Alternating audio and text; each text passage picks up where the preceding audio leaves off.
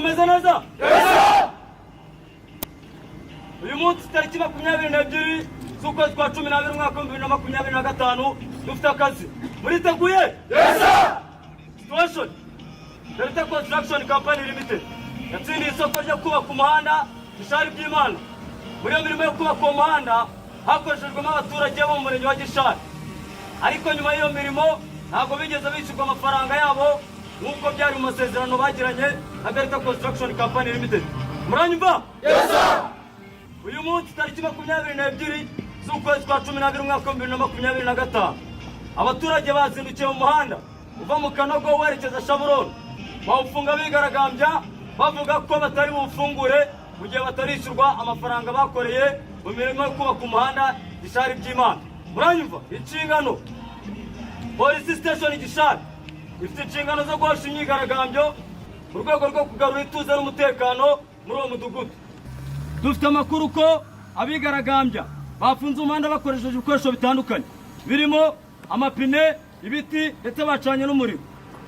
Amabwiriza agenga ikoreshwa ry'imbaraga tugomba kwibahiriza muri iki gikorwa. Muranyumva?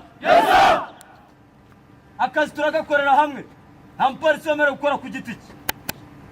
Uburenganzira bwa muntu bugomba kubahirizwa muri aka kazi. Abanyantege nke barimo abasaza, abakecuru, abagore batwite ndetse n'abana ntibagomba guhutazwa. Muranyumva? Agenga igikorwa tugiyemo cyo guhosha imyigaragambyo. Twabasabwa uburenganzira bwo gutangira igikorwa tugiye kujyamo cyo guhosha imyigaragambyo. Thank you, sir.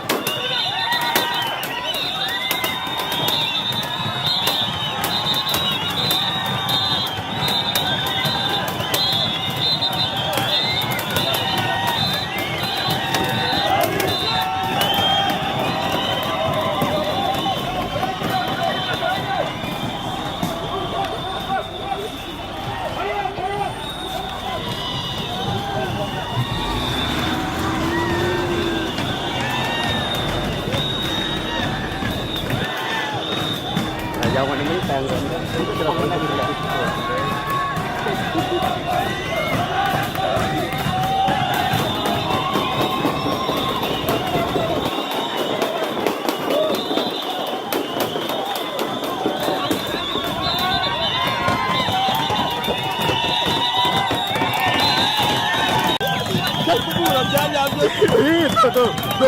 Tuh.